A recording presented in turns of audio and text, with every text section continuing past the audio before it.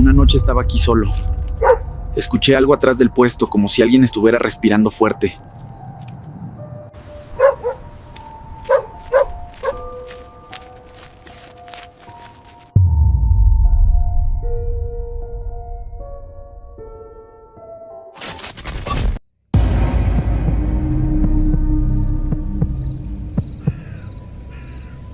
Mi nombre es Celedonio, y toda mi vida he vivido en un rancho pequeño que está a unos 3 kilómetros de la carretera federal libre, en una zona de mucha sierra aquí en México.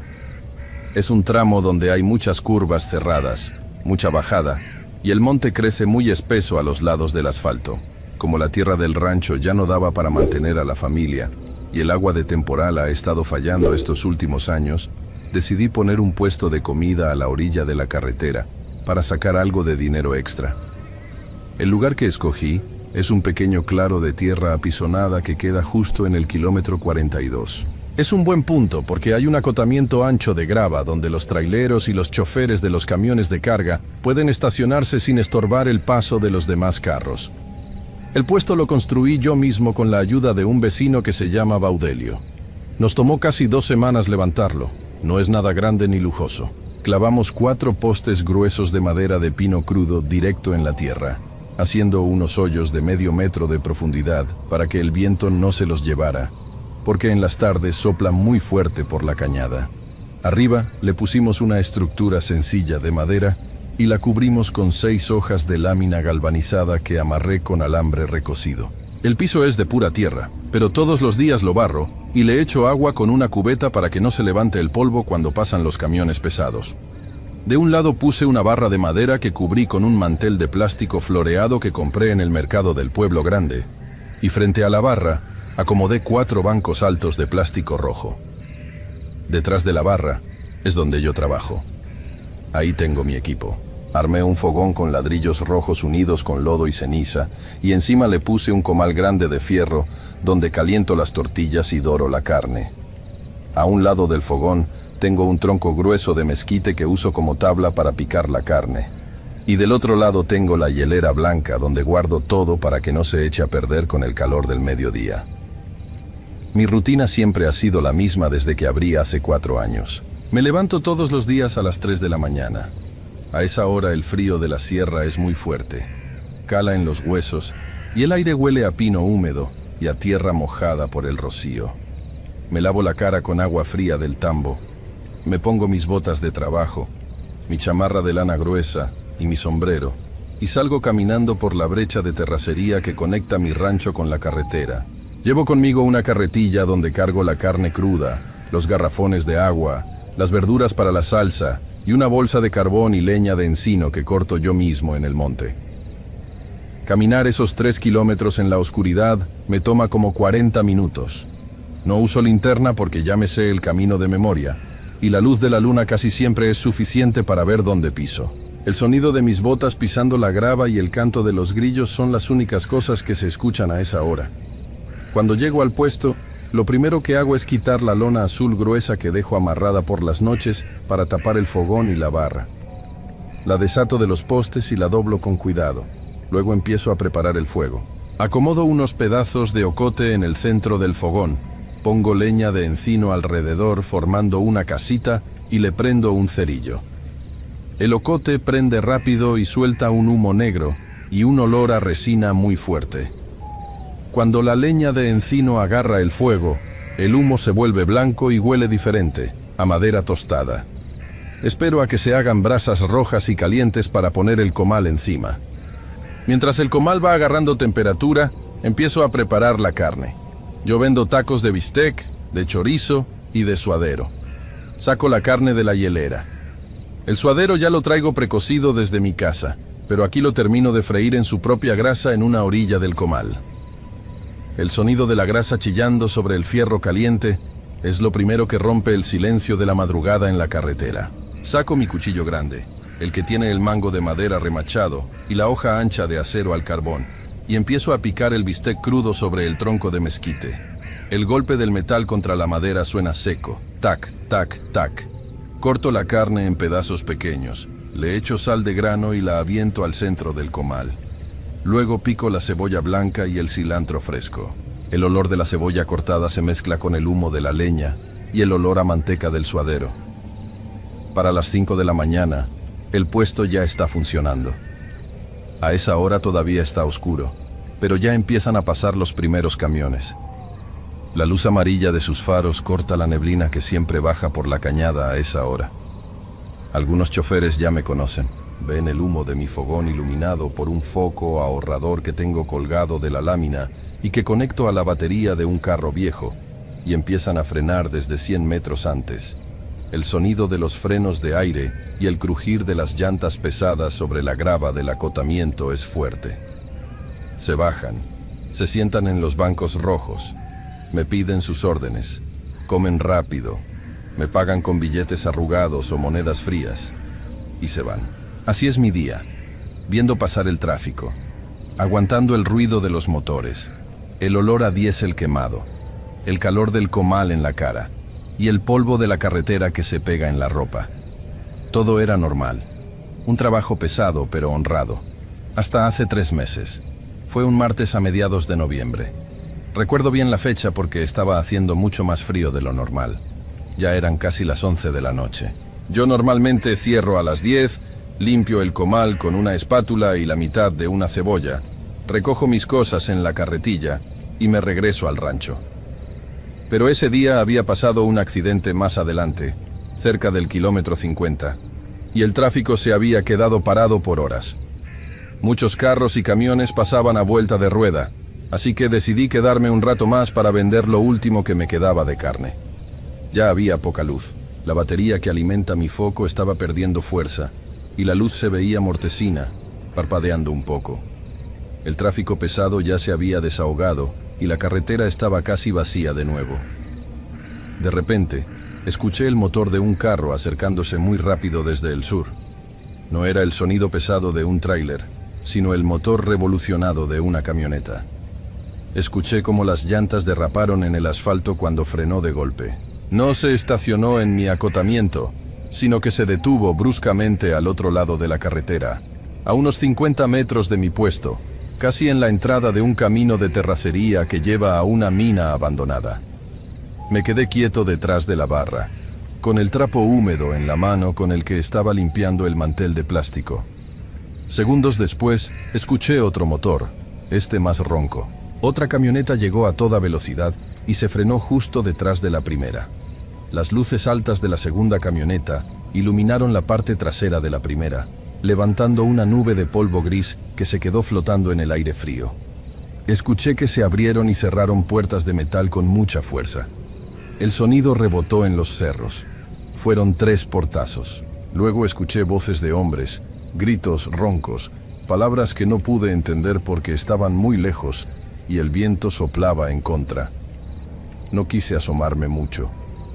Me agaché un poco detrás del comal, manteniendo la cabeza baja. La luz de mi puesto era muy débil, así que esperaba que no me vieran desde allá. El altercado no duró mucho. Hubo más gritos, un golpe seco que sonó como metal contra hueso, y luego escuché los disparos. Fueron 4 detonaciones secas, muy fuertes, una detrás de otra, pa pa pa pa. El sonido fue ensordecedor en el silencio de la noche. Se me apretó el estómago y sentí un frío repentino en la nuca. Me quedé completamente quieto, pegado al piso de tierra, respirando por la boca para no hacer ruido. Inmediatamente después de los disparos, escuché de nuevo los portazos. Las llantas de las camionetas chillaron contra el asfalto, patinaron un poco en la grava y los motores aceleraron a fondo. Vi las luces rojas traseras alejarse rápidamente hacia el norte, perdiéndose en la siguiente curva. Todo pasó en menos de 2 minutos. Después de eso, el silencio regresó. Un silencio muy pesado. Me quedé en el suelo por lo que pareció mucho tiempo. El aire de repente olía diferente. El viento cambió de dirección y trajo desde allá un olor penetrante a pólvora quemada y algo más. Un olor dulzón y metálico, como a hierro viejo y humedad. Cuando por fin me animé a levantarme, me asomé por encima de la barra. Al otro lado de la carretera, en la oscuridad, apenas se veía un bulto tirado en el suelo, cerca de la maleza. No me acerqué. No soy tonto. Sé que en estas cosas es mejor no meterse ni mirar de más. Apagué la luz de mi puesto. Eché tierra sobre las brasas del fogón para apagarlas por completo. Guardé mis cosas en la carretilla a oscuras y me fui caminando de regreso al rancho lo más rápido que pude, empujando la carretilla por la brecha sin voltear atrás. Al día siguiente no abrí el puesto. Me quedé en mi casa. A media mañana bajé caminando por el monte solo para ver desde lejos. Había 2 patrullas de la policía estatal, con sus torretas rojas y azules dando vueltas. Habían puesto una cinta amarilla que cruzaba de lado a lado el camino de terracería. Había varios hombres con uniforme tomando fotos y midiendo cosas en el asfalto. Yo me quedé escondido detrás de unos matorrales mirando. Un rato después llegó una camioneta blanca del servicio forense. Subieron algo envuelto en una bolsa negra a la caja. Recogieron la cinta amarilla y se fueron todos. No quedó nada, solo una mancha oscura en la tierra que la lluvia de la tarde se encargó de lavar. El jueves decidí volver a trabajar. Tenía que hacerlo. El dinero hace falta y la carne que tenía guardada se iba a echar a perder. Llegué a la misma hora de siempre, a las 3 de la mañana. Todo se veía igual. El puesto estaba intacto, la carretera estaba sola. Hice mi rutina de siempre. Quité la lona, barrí la tierra, acomodé mis cosas. Empecé a preparar el fuego. Puse el ocote, la leña de encino y prendí el cerillo. El fuego agarró rápido. Me di la vuelta hacia la barra para empezar a picar la cebolla en mi tronco de mezquite. Estaba cortando las mitades blancas cuando dejé de escuchar el crepitar de la madera. El sonido de la lumbre es algo a lo que estoy acostumbrado. Es un ruido constante de chasquidos y soplos suaves, pero se apagó por completo. Volteé a ver el fogón. No había fuego. No había humo. Solo estaban los troncos de leña acomodados exactamente como los había puesto, pero estaban negros y fríos. No había ni un solo carbón rojo. Era imposible. El ocote estaba bañado en resina, prende aunque haya viento, y esa mañana no soplaba nada de aire. Además, el olor no era el de leña apagada de golpe con agua. No olía a humo blanco. Olía a ceniza vieja, a polvo de meses, como huele un fogón que lleva semanas sin usarse. Agarré un pedazo de leña y lo toqué. Estaba frío, completamente frío, ni siquiera tibio. Me quedé mirando el fogón por un rato, con el cuchillo en la mano. Pensé que tal vez la leña estaba más verde de lo que parecía. Fui a la carretilla, saqué leña nueva, más seca, agarré más ocote y volví a prender el fuego. Esta vez me quedé ahí parado, mirándolo. Vi cómo las llamas amarillas y azules envolvían la madera. Vi cómo empezaba a consumirse, cómo el calor me daba en la cara. Cuando vi que ya las brasas estaban estables, me di la vuelta otra vez para seguir picando la verdura. Pasaron menos de 2 minutos. Volví a dejar de escuchar el fuego. Me giré despacio. Otra vez, el fogón estaba negro. 0 humo, 0 calor. La madera estaba entera, apenas tostada de las orillas, fría al tacto. El olor a ceniza vieja volvió a llenar el espacio bajo la lámina de mi puesto. Ese día tuve que intentar prender el fuego 5 veces. A la 5ª vez, las llamas se mantuvieron, pero el calor que daban era pobre, débil. El comal tardó casi 2 horas en calentarse lo suficiente para freír la carne. Los primeros traileros que llegaron se quejaron de que la carne estaba medio cruda y tibia. Yo les cobré menos y no les dije nada. Los días siguientes, las cosas empezaron a ponerse más raras. El asunto del fuego ya no volvió a pasar. Prendía bien desde la primera vez. Pero empezó otra cosa con las herramientas. Yo tengo mi tronco de mezquite bien nivelado sobre la tierra.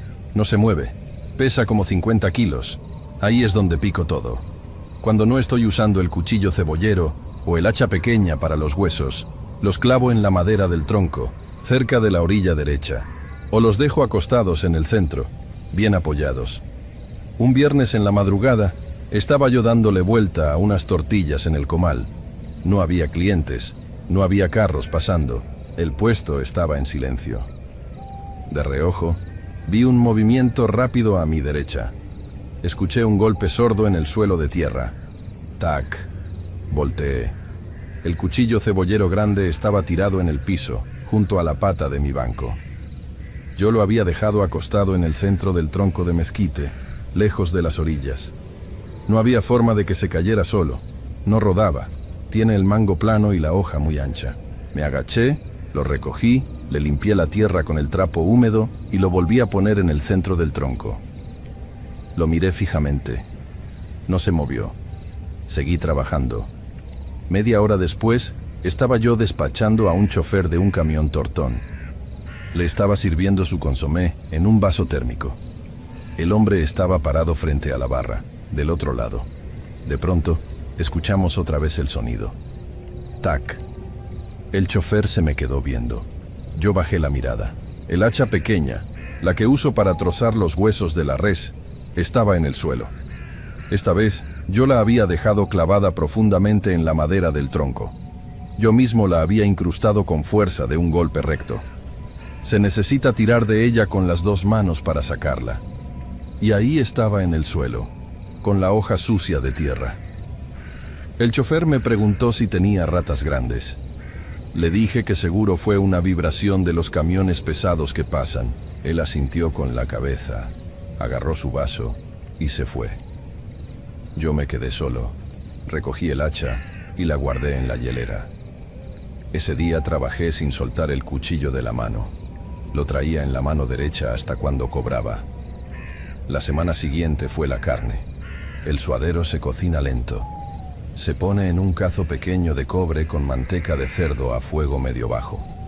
La manteca tiene que estar burbujeando suavemente para que la carne se ablande y agarre color. Yo dejo el cazo en una esquina de la plancha del comal, donde el calor es constante. Meto los pedazos grandes de suadero crudo a las 4 de la mañana, y para las 7 ya están listos para picarse y servirse. El martes de esa semana, hice lo de siempre. Puse 3 kilos de suadero en la manteca hirviendo. Vi las burbujas, escuché el sonido del hervor, olí la grasa cocinándose.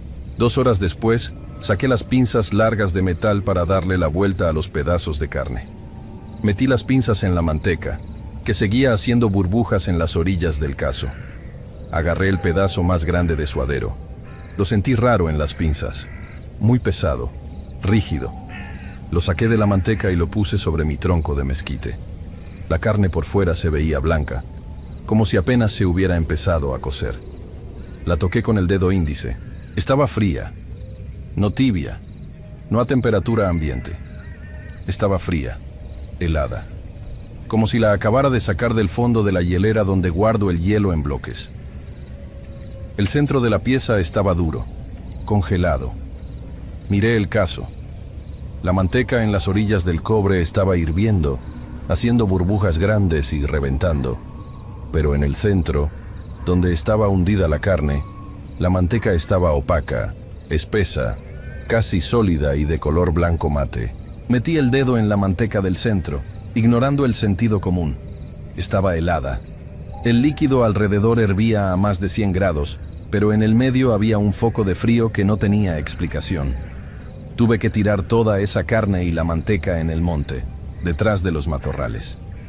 Perdí el dinero de ese día porque no tenía que vender. Limpié el cazo con arena y agua hirviendo y volví a empezar con otra tanda de carne. Esa segunda tanda se coció normal.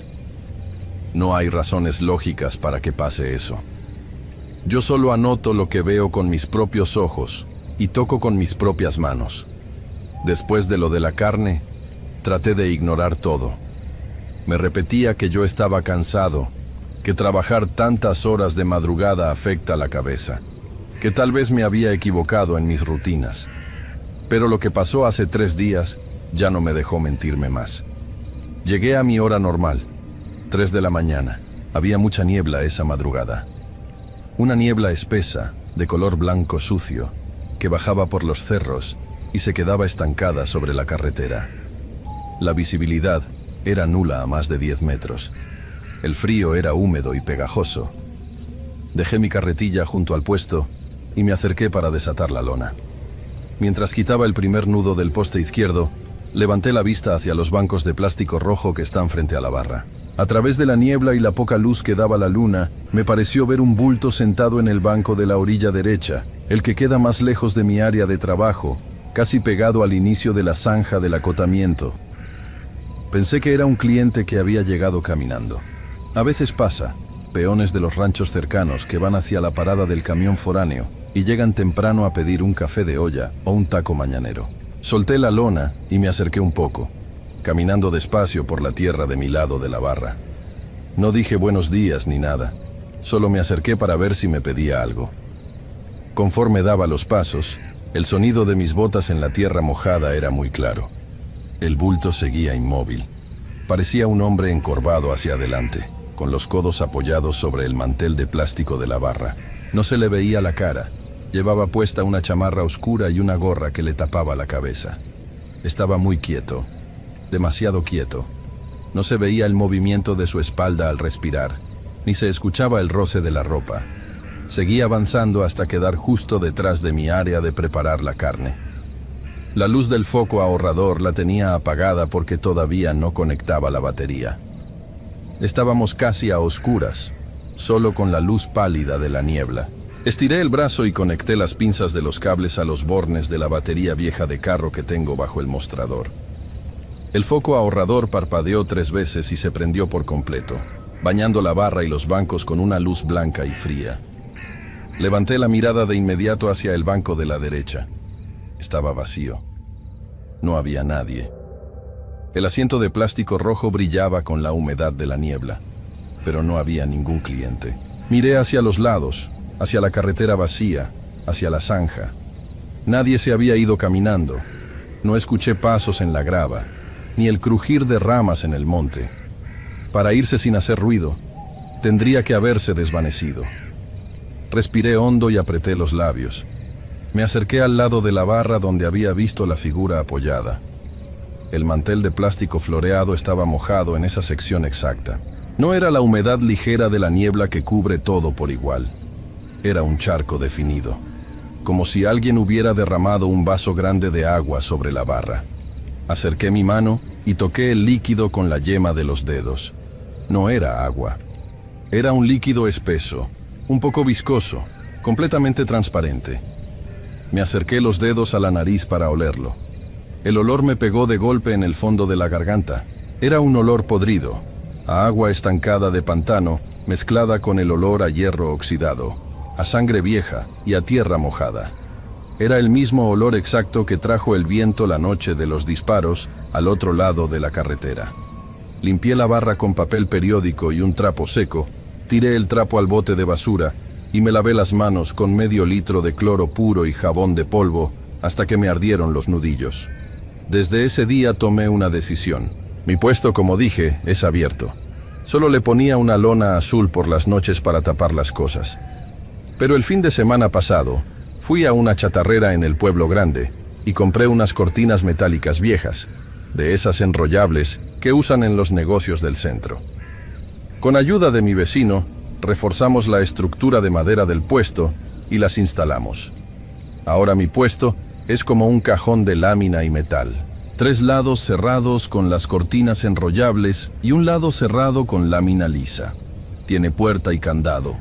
Cuando termino de trabajar a las 10 de la noche, meto los bancos, meto la hielera, bajo las cortinas metálicas de enfrente y de los lados. El sonido del metal viejo rechinando por los carriles oxidados es fuerte. Hace mucho ruido. Cuando llegan hasta el piso de tierra, les pongo unos candados pesados de acero por fuera. La rutina del cierre se volvió meticulosa. Aseguro todo. Reviso cada candado tirando de él con fuerza. Pero ahora pasa otra cosa.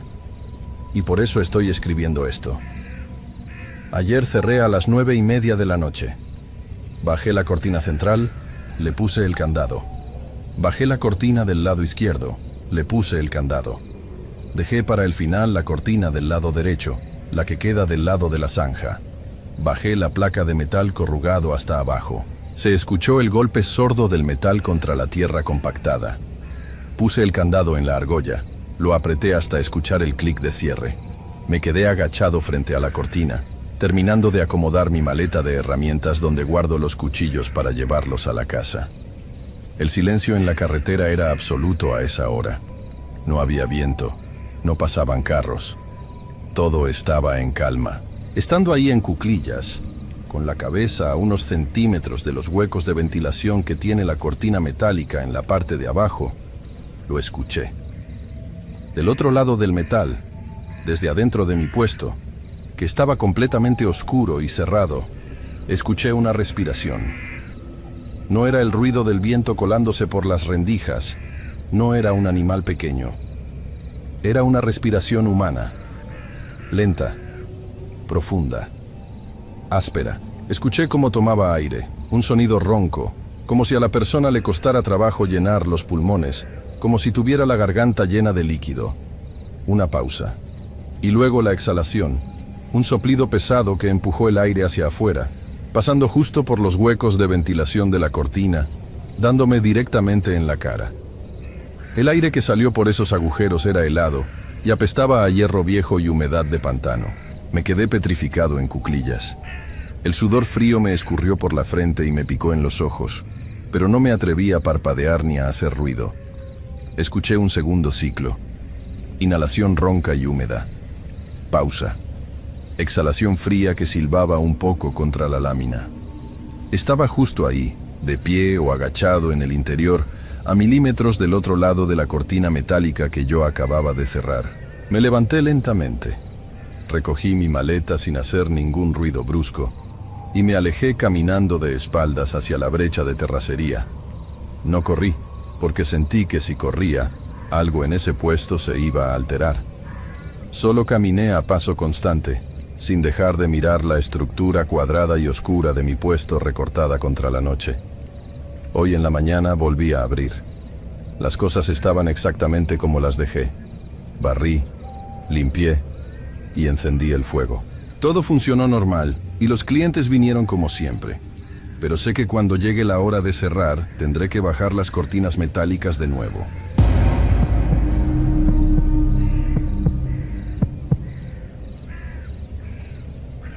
Trabajé varios años en un paraje de la carretera federal que conecta la zona de la sierra con el valle, en un tramo donde no hay señal de teléfono ni pueblos grandes cerca, solo monte bajo, tierra seca y el asfalto que siempre parece estar hirviendo por las tardes. Mi nombre es Nicanor y soy de una ranchería que queda a 2 horas de camino a pie de esa carretera. No tengo estudios, siempre me he dedicado a limpiar terrenos o a ayudar en las siembras, pero en esa época no había mucha lluvia y el trabajo en el campo escaseaba. Por eso bajé a la carretera a buscar en qué ocuparme. Así fue como empecé a ayudarle a un señor que se llamaba Gaudencio. Él tenía una taquería a la orilla del camino, un lugar hecho con 4 postes gruesos de madera de pino enterrados en la tierra, un techo de lámina galvanizada que crujía cuando el sol le pegaba de lleno, y unas lonas de plástico rojo a los lados para atajar el polvo que levantaban los camiones de carga al pasar. El lugar era muy sencillo. Teníamos un comal grande de metal cóncavo para calentar las tortillas y freír las cebollitas, una hielera de unicel donde guardábamos los refrescos con bloques de hielo que traía una camioneta cada 2 días, y el trompo de carne para los tacos al pastor.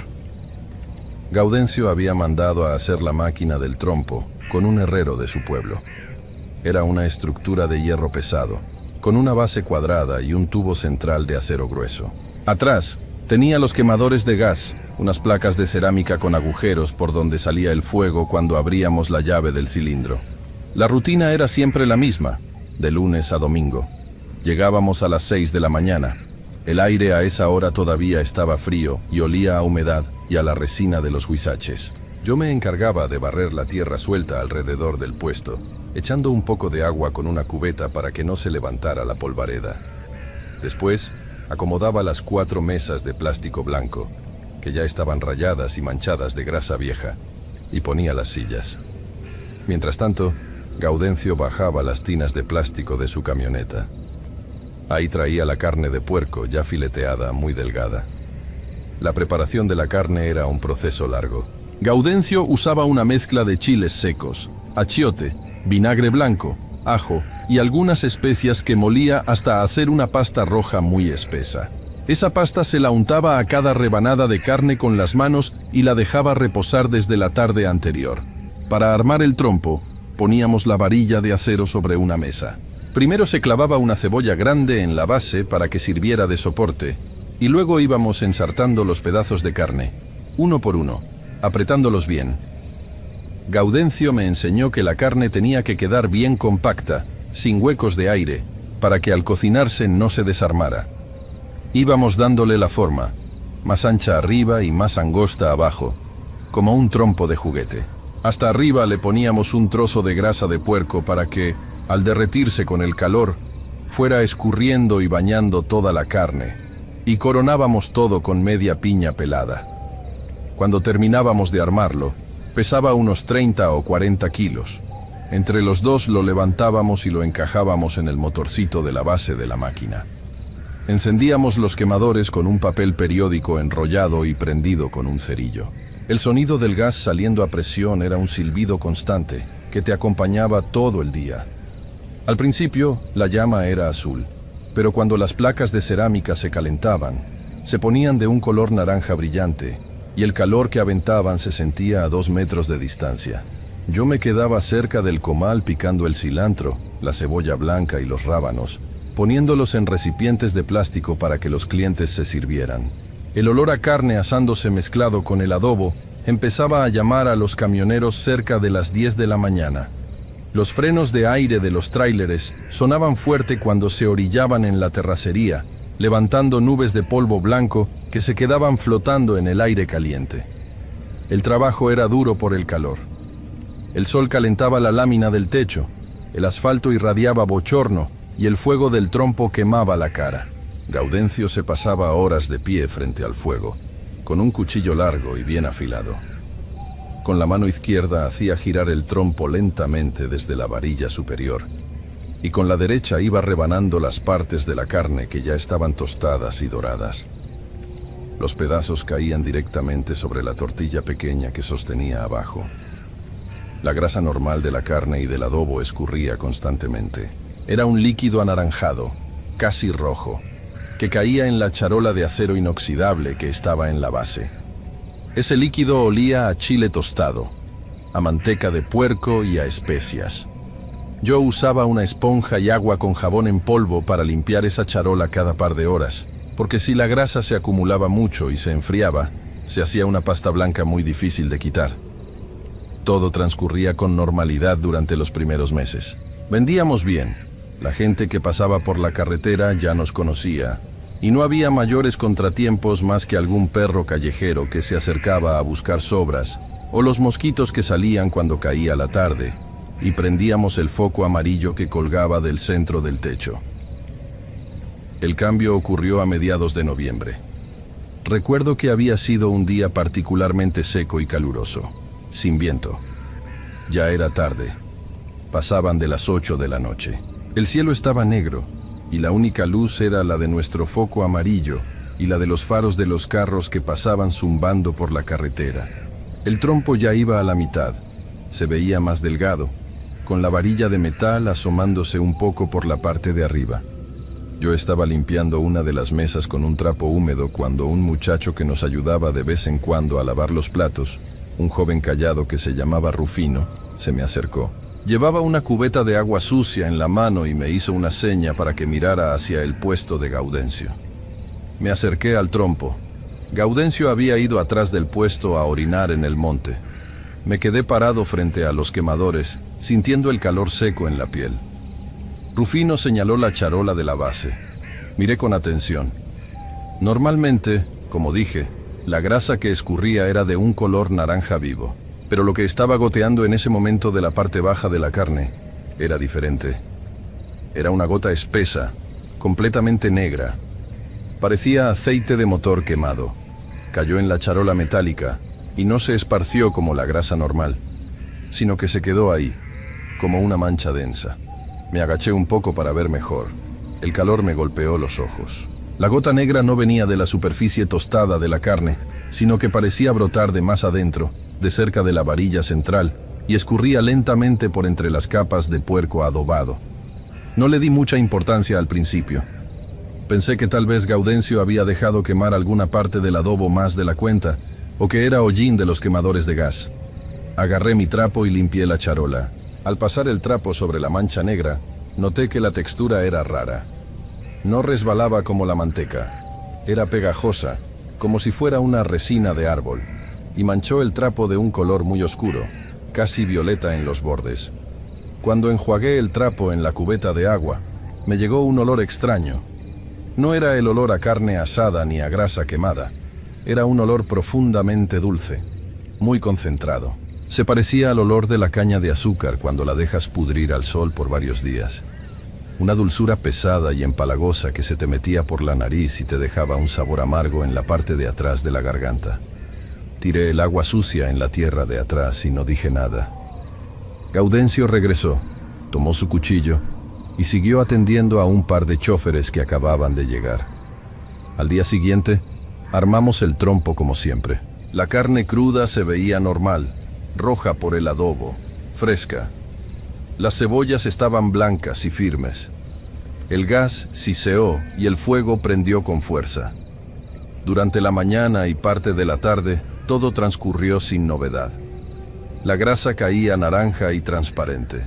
Pero alrededor de las 7 de la tarde, cuando el sol empezó a bajar y el aire se puso un poco más fresco, el goteo negro comenzó de nuevo. Yo estaba cobrando a unos clientes en la mesa cuando sentí otra vez ese olor dulzón en el aire, mezclado con el olor a diésel de la carretera. Volteé hacia el trompo. Gaudencio estaba cortando carne y vi claramente cómo una línea fina y oscura escurría desde el centro del bloque de carne, manchando las rebanadas anaranjadas antes de caer a la charola. Gaudencio también lo notó. Se detuvo con el cuchillo en el aire. Miró la mancha negra en la carne, frunció el ceño y con la misma hoja del cuchillo raspó la parte manchada y la tiró al bote de basura que teníamos a un lado. No dijo ninguna palabra. Limpió la hoja de acero con su delantal y siguió cortando de otro lado. Pero el líquido negro siguió saliendo. Era lento, solo unas cuantas gotas cada pocos minutos, pero constante. Esa noche, la limpieza fue más difícil. La resina negra había manchado la charola y se había endurecido un poco con el aire frío. Tuve que usar una fibra de metal y tallar con mucha fuerza para quitarla. El olor dulce se me quedó impregnado en las manos, a pesar de que me las lavé varias veces con jabón de pasta. Era un olor que daba un poco de náuseas si lo respirabas mucho tiempo. Al tercer día de que empezó el goteo negro, los problemas se hicieron notar con la gente. Había un grupo de 3 trabajadores de una obra cercana que siempre pasaban a cenar a las 9 de la noche. Pidieron sus órdenes de 5 tacos al pastor cada uno. Gaudencio se los preparó. Yo les llevé los platos. Los vi comer con hambre al principio, echándole salsa verde y limón. Pero a la mitad del tercer taco, uno de los hombres dejó el plato sobre la mesa. Lo vi pasarse la mano por la frente. Estaba sudando a pesar de que la noche estaba fresca. Se levantó rápido, caminó hacia la orilla de la terracería, cerca de donde empezaba la maleza, y vomitó. Sus compañeros se rieron al principio, diciendo que se había pasado de salsa, pero unos minutos después, el segundo hombre también se puso pálido.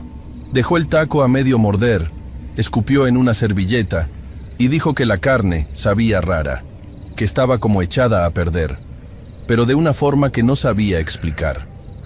Dijo que sabía demasiado dulce, como si le hubieran echado perfume o jarabe para la tos. Pagaron lo que comieron y se fueron rápido, subiéndose a su camioneta. Gaudencio se quedó mirando la carne en el trompo. Agarró un pedazo pequeño con los dedos, lo olió y se lo metió a la boca. Lo masticó despacio y luego lo escupió en el bote de basura. Me miró y me dijo que íbamos a tener que tirar la carne que quedaba, que a lo mejor el proveedor le había vendido carne de un animal enfermo o viejo, y que el adobo no lo había tapado. Esa noche desarmamos el trompo antes de tiempo. Tiramos casi 15 kilos de carne adobada en unas bolsas negras y las fuimos a tirar lejos, a un barranco del otro lado de la carretera, para que no apestara cerca del puesto. El olor dulce seguía ahí, flotando en el área de los quemadores. Lavamos la varilla y el tubo central con cloro y jabón. Al cuarto día, Gaudencio fue al pueblo más grande a comprar carne de otra carnicería. Compró carne más cara. Se aseguró de que estuviera fresca. Hizo el adobo con ingredientes nuevos. Lavó los chiles a conciencia. Armamos el trompo con mucho cuidado. Las primeras horas, todo fue perfecto. El olor volvió a ser el de siempre. El goteo era naranja brillante. Nos relajamos. Hubo mucha venta esa tarde. Pero cuando llegó la noche, cuando el silencio se hace más pesado y solo se escucha el canto de los grillos en el monte y el zumbido del foco amarillo, sucedió otra vez. Estaba cortando unos rábanos cuando escuché un sonido raro. Era un sonido espeso, como cuando se rompe una ampolla grande o cuando pisas lodo muy mojado. Un plop muy bajo. Levanté la vista. Del trompo de carne, exactamente a la mitad de su altura, estaba escurriendo un hilo constante de líquido negro. Ya no eran gotas, era un escurrimiento lento y denso. El olor dulce inundó el puesto de inmediato, tan fuerte que sentí un mareo momentáneo. La sustancia caía en la charola y se acumulaba formando un charco oscuro y brillante bajo la luz cruda del foco. Rufino, el muchacho que lavaba, se tapó la nariz con el antebrazo. Gaudencio apagó los quemadores de golpe. El silbido del gas se detuvo y de repente hubo un silencio muy grande, solo interrumpido por el goteo espeso cayendo en el metal. Los clientes que estaban sentados, un par de señores mayores, dejaron de comer. Se levantaron, dejaron el dinero en la mesa y se fueron sin decir nada. Supongo que el olor también los mareó. Gaudencio estaba muy molesto. Decía groserías por lo bajo. Decía que le estaban vendiendo puerco con alguna inyección rara, que lo estaban estafando. Tomó un trapo grueso, de los que usaba para agarrar cosas calientes, y agarró la manija de la varilla superior. Empezó a girar el trompo para ver de dónde salía el líquido exactamente. El trompo giró sobre su base. La carne estaba tostada por fuera, pero en la parte de atrás, la que daba a la sombra y no a los quemadores, se veía una grieta. Era una fisura en las capas de carne, como si la presión desde adentro la hubiera reventado, y de esa grieta brotaba el líquido negro. No había explicación lógica. El calor viene de afuera hacia adentro. Si la carne se seca y se agrieta, no supura líquido negro desde el centro. Decidimos cerrar temprano. No podíamos vender eso. Gaudencio me dijo que la carne se iba a ir a la basura otra vez y que iba a tener que desarmar toda la máquina para ver si no había alguna pieza de metal oxidada adentro del tubo central que estuviera manchando los jugos de la carne. Rufino se fue a su casa caminando. Gaudencio y yo nos quedamos solos limpiando. Era la 1 de la mañana. No pasaban carros. La oscuridad alrededor del puesto de lámina era total, como una pared negra a unos pocos metros de distancia. El aire estaba inmóvil, pesado, conservando el calor del día. Yo estaba lavando los recipientes de las salsas en una tina con agua que teníamos a un lado. Gaudencio estaba sentado en una silla de plástico, fumando un cigarro, mirando el trompo con el ceño fruncido. El trompo todavía tenía mucha carne ensartada. Ya estaba frío porque habíamos apagado los quemadores hacía más de 1 hora. El líquido negro había dejado de escurrir y se había coagulado en la charola como una costra oscura. Yo estaba frotando un tupper de plástico cuando escuché un roce metálico. Un rechinido agudo y muy corto, como el sonido de una bisagra a la que le falta aceite. Volteé. Gaudencio también levantó la cabeza y miró hacia la máquina. El trompo de carne se había movido. Había girado quizás un par de centímetros sobre su eje. Pensé que Gaudencio lo había empujado sin querer, pero él estaba a más de 1 metro de distancia. Pensé que tal vez la varilla estaba mal nivelada y el peso la había hecho ceder. Me sequé las manos en el mandil y me acerqué al comal. Me quedé viendo la carne, la capa tostada, la piña en la parte superior ya un poco reseca. Todo estaba quieto. Gaudencio le dio la última calada a su cigarro, lo tiró a la tierra y lo pisó. Me dijo que empezáramos a quitar la carne de la varilla para tirarla. Agarró un par de pinzas largas para no ensuciarse las manos y yo tomé el cuchillo. Me acerqué al trompo por el lado izquierdo. Para quitar la carne, primero hay que destrabar un seguro que tiene el tubo en la base. Metí la mano por debajo de la charola de acero. Mis nudillos rozaron la parte baja del bloque de carne. El roce fue rápido, pero me detuve de inmediato. Retiré la mano y la miré. No tenía nada, solo un poco de grasa fría. Volví a extender la mano, y esta vez toqué la carne directamente con la palma abierta, apoyándola sobre la superficie que no estaba tan quemada, la que daba hacia el lado del monte. Lo que sentí me dejó paralizado. La carne no estaba fría, estaba tibia, pero no era el tibio residual del fuego que ya se había apagado hacía mucho. Era una tibieza diferente, húmeda, profunda, y bajo la superficie rugosa del adobo tostado, sentí movimiento. Era un movimiento rítmico, una contracción muy suave, muy lenta, que empujaba contra mi palma y luego se relajaba. Sístole y diástole, un pulso, lento, espaciado, pero innegable. La masa completa de carne ensartada en la varilla metálica estaba latiendo. Retiré la mano de un tirón. Di un paso atrás y choqué con una de las mesas de plástico, haciendo un ruido fuerte que rompió el silencio de la carretera. Gaudencio me miró asustado, con las pinzas en la mano. Me preguntó qué pasaba, si me había cortado o quemado con algo. Yo no le contesté, solo señalaba el trompo. Gaudencio se acercó despacio, arrastrando las botas por la tierra. Vio mi cara. Supongo que yo estaba muy pálido. Se paró frente al trompo y lo observó. A simple vista, era solo un bloque de carne inerte en un tubo de metal bajo la luz amarillenta. Extendió su mano derecha, dudando un poco. Puso la mano plana sobre la parte superior del trompo, cerca de donde estaba la piña. Vi cómo los músculos de su brazo se tensaron de golpe. Su respiración se cortó. Se quedó así, con la mano pegada a la carne, durante unos 10 segundos. En ese momento, en medio del silencio absoluto, el trompo volvió a girar solo. Esta vez no fue un movimiento corto. Dio un cuarto de vuelta completo, lentamente, con un chirrido metálico constante de la base girando sobre el eje. No había viento. El motor eléctrico que a veces se usa para girarlo estaba desconectado del cable. Colgaba inútil a un lado. Nadie lo estaba tocando. Giró por su propia inercia. O por algo más. Gaudencio retiró la mano lentamente, como si tuviera miedo de hacer un movimiento brusco. Se limpió la mano en el pantalón con fuerza, varias veces, frotando la tela contra su piel. Se me quedó viendo a los ojos. No había ninguna expresión en su cara, solo una seriedad muy pesada.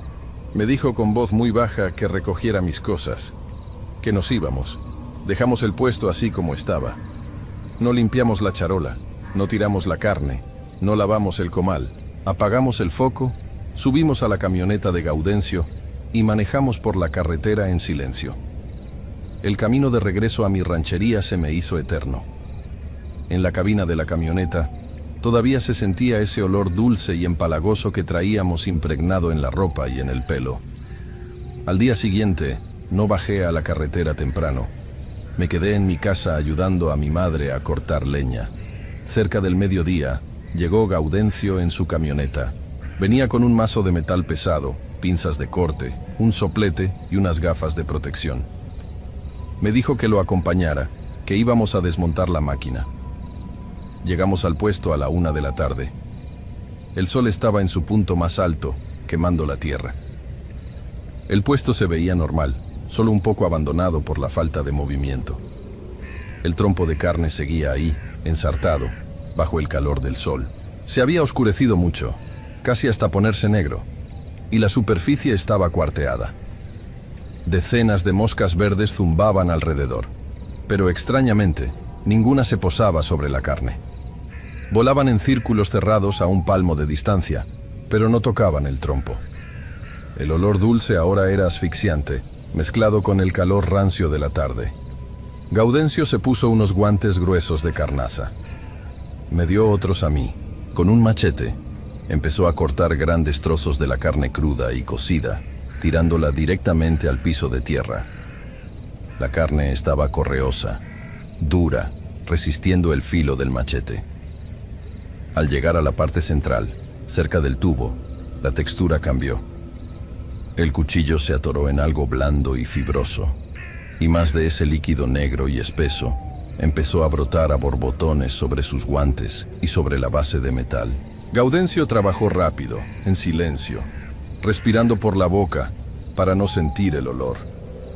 Cuando por fin logró liberar la varilla central de todo el bloque de carne, la sacó de la base.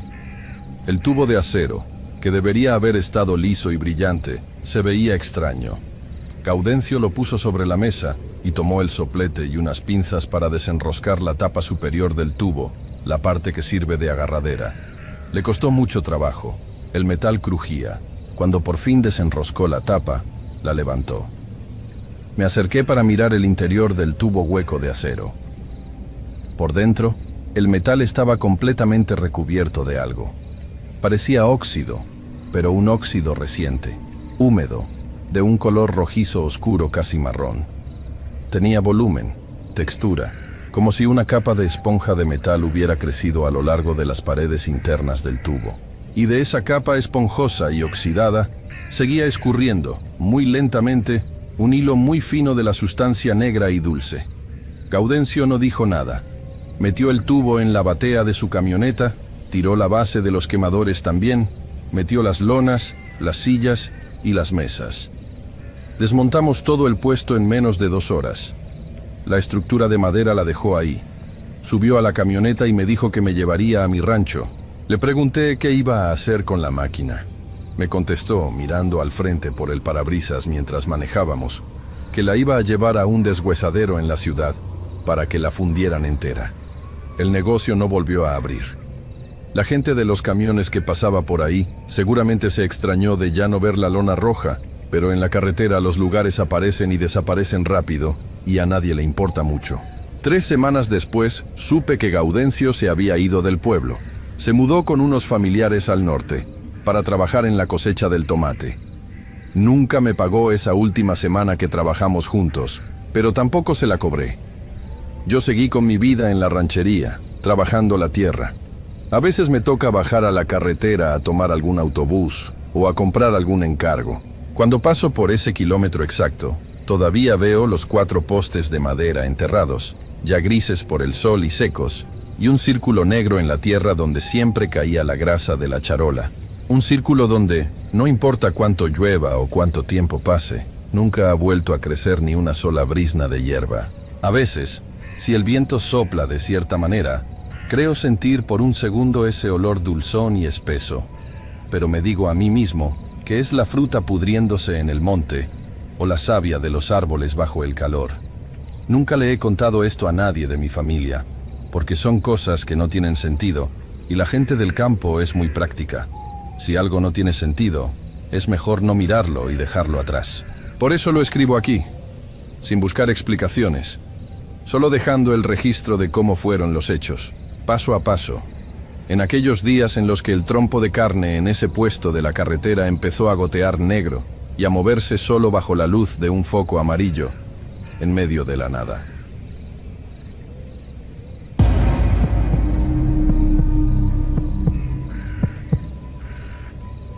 En el 2018 yo rentaba un cuartito ahí por la salida a Quiroga, en Morelia. Bueno, un poco más a las afueras, ya tirándole para Capula, donde empieza a verse más monte que casas. Yo trabajaba de taquero. No era dueño del puesto al principio. Le ayudaba a un tío que tenía su carrito de acero inoxidable bien armado, con su toldo rojo y sus focos ahorradores que siempre estaban parpadeando. Vendíamos lo de siempre: bistec, chorizo, suadero, cabeza y tripa.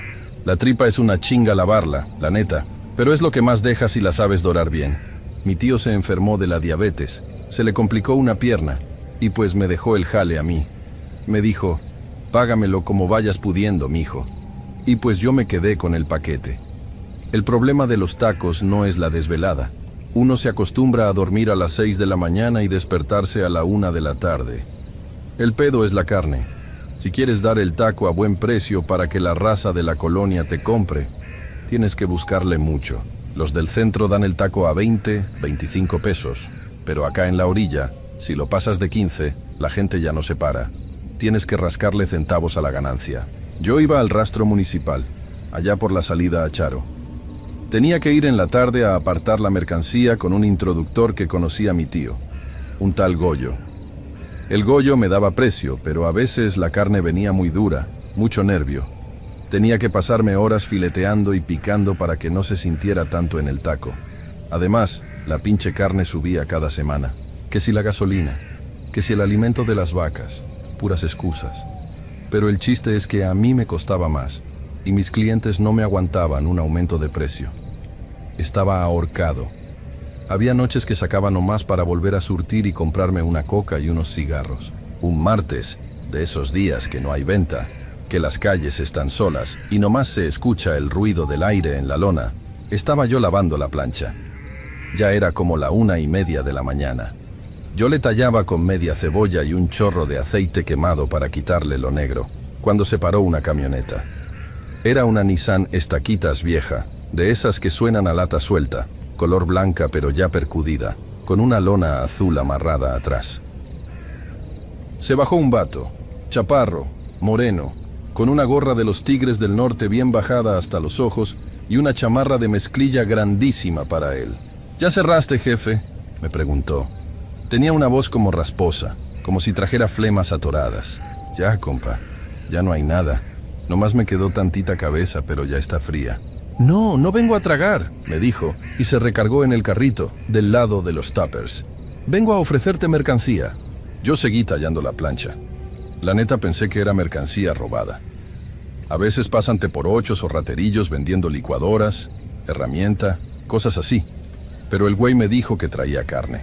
Soy fletero del rastro grande, dijo, aunque yo no sabía a qué rastro se refería. A veces los patrones descartan piezas que porque vienen mal cortadas o porque se pasaron de peso. Carne buena, güey, limpia. Te la dejo a mitad de lo que te la da el Goyo. Me saqué de onda. ¿Cómo sabía que yo le compraba al Goyo? Pensé que a lo mejor en ese mundo todos se conocen. Y la neta, la mitad de precio, eso era mucha feria. Eso era la diferencia entre pagar la renta o que me corrieran.